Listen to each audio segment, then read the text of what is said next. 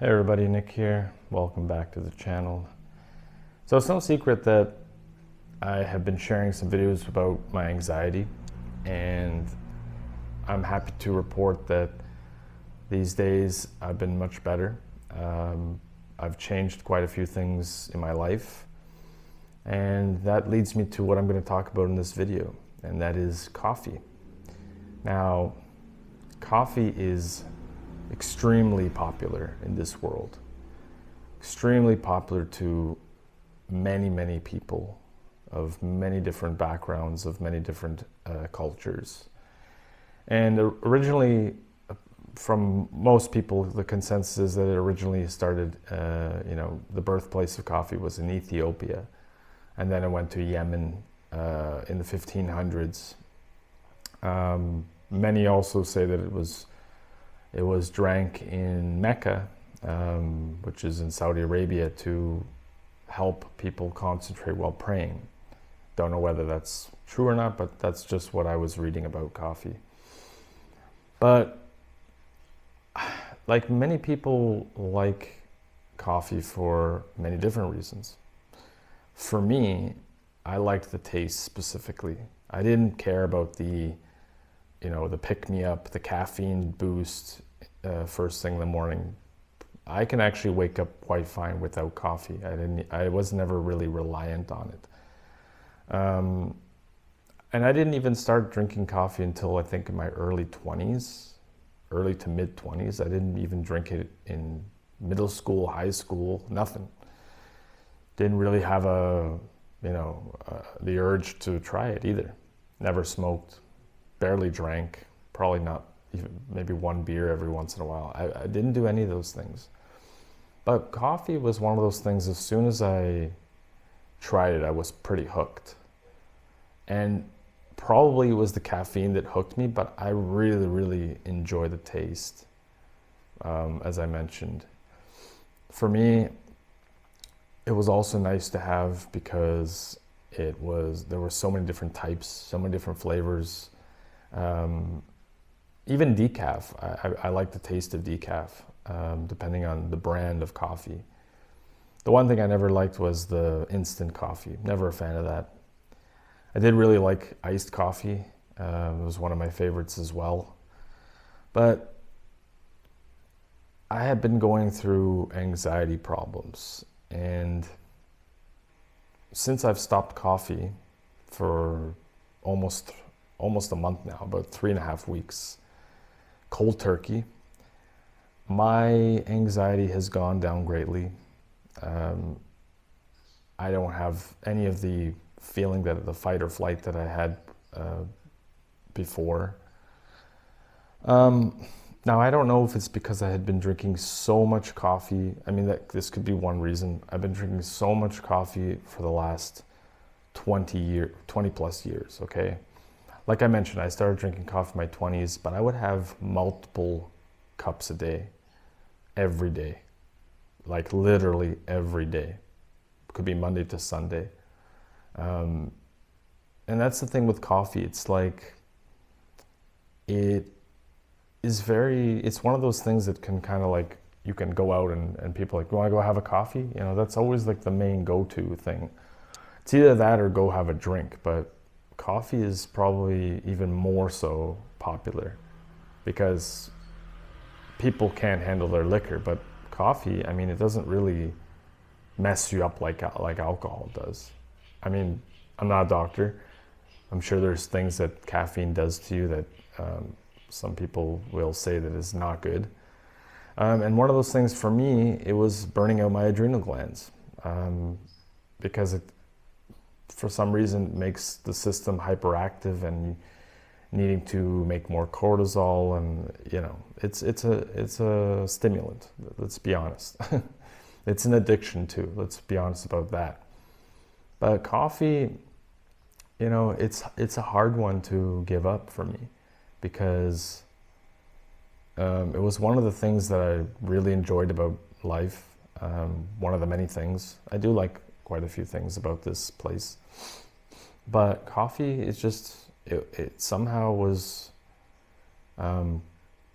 how would I say, comfort in a mug, you know, even especially when I was in living in a country with winter. But it just somehow, there was something, I love the smell, by the way, but there was always something about it that just was like calming. Even, I know that's weird considering a lot of people get kind of hyped up on it and whatever, but for me it was just, I don't know, maybe it was my mental state. But like I was mentioning, the smell, I even like the smell more than the taste, personally. If I smell like a freshly brewed cup of coffee, my goodness. But you have to keep in mind, when you're addicted to something, and specifically coffee, your routine goes around that. And I never really, you know, wasted so much time in the preparation to have a cup of coffee. I just sort of had it ready and boom, put it in hot, you know, brew it through the hot water and done. You know, I wasn't like, I can't do anything without a cup of coffee. I was never that person, you know, I never had that dependency that I couldn't start my day without it. Now, I had no choice to stop coffee because of my anxiety and things like that. Sure, that's not the only reason why I had anxiety. It's also, you know, a peer diet and things like that. Certain things that I had to make adjustments to in my life. Excessive information too will cause anxiety, you know. Same thing that'll happen if you watch the news. But so I don't blame my anxiety solely on coffee, that because, I don't know, I just think that would be not the correct thing to do, really. I mean, I think that's unfair to coffee. However,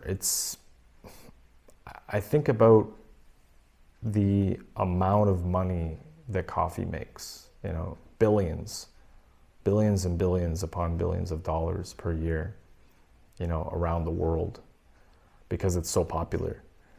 And big companies, you know, like, I don't know, I'm not defaming anybody, but like Starbucks or Tim Hortons in Canada, and, you know, I think you got Costa's in UK. I think that's the one in UK. Never tried their coffee, I haven't been to the UK, but they all make a ton of money. And I find that the quality of coffee has gone down as well. I don't know, but just from my observation over the last 15, 20 years. But that's nor here nor there. So it makes a lot of money. And what do you need for people to stick with a product in most cases? An addiction. You know, and like I was saying, with the routine, the ritual, a lot of people have to do that ritual, make the coffee first thing in the morning. Otherwise, they can't go on with their day. They can't function as a person, you know, at their job or whatever it is that they do day to day. That's just a reality, and everyone's different. So caffeine will affect people differently. Like me, I could have, it's so funny, at nighttime, I would have like 2 cups of coffee or a cup of coffee, even regular, and I could still fall asleep, you know, within 30 minutes with no problem. So caffeine wasn't really stimulating me that way, where I'd be awake and just wired for sound. Yeah, I mean, it was something very hard to give up, that's for sure. Whether I'll go back to it one day, I don't know. I can't tell you for sure that I'm gonna like quit it forever, you know. I do find that I could go maybe to decaf and maybe be able to enjoy that. I know people will say there's still caffeine in decaf. I know that, but it's like 80% less, 85% less, maybe more. I don't know. I think it's like 5 milligrams per cup as opposed to like 80 milligrams, or I don't know what the exact numbers are, but I know that it is much less. And I don't know, for me, I just love the taste, and I like the environment when you go to a place, you know, with somebody and you can have a cup of coffee, whether it's decaf or not. And it's so sad that it is so addictive. It's so sad that caffeine has this effect on us on a, chemistry level or a physical level, biophysical level. It's sad. It's too bad. But that's, whoever discovered it knew what they were doing probably. Maybe they felt good from having the caffeine, so they thought maybe it's, a good stimulant. And I'm not trying to, put people down who have coffee at all. That's totally not my objective here. I'm just simply saying what I was able to do or what I had to do for myself in order to get my, mental clarity sharper, my body in sync, not the anxiety that I was feeling for the last, towards most of, like the first half of March when I was in Canada.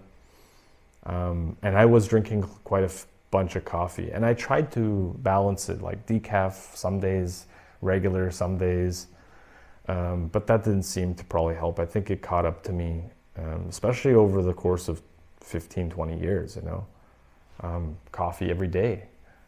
One thing I'll add, which is kind of random, I do really enjoy the McDonald's coffees best. I don't know, I think it's better than all the competition. I don't know what it is. I don't know why it tastes so good, even the decaf. But yeah, it's hard to accept the fact that coffee is kind of the villain, but is it as bad as drinking? Is it as bad as smoking and some of the other, vices that people have, addictions? Probably not. I mean, I've watched some videos, they're saying like it narrows the veins in the brain, that the blood gets to the brain. I mean, I don't know. I mean, people are always making up shit these days, so you never really know what's fact or fiction. But yeah, that's my coffee story. Like I said, I may go back to decaf once in a while as a treat. Maybe have the odd regular. I don't know. I don't know. For me, I miss it, and I still get the urge to make it.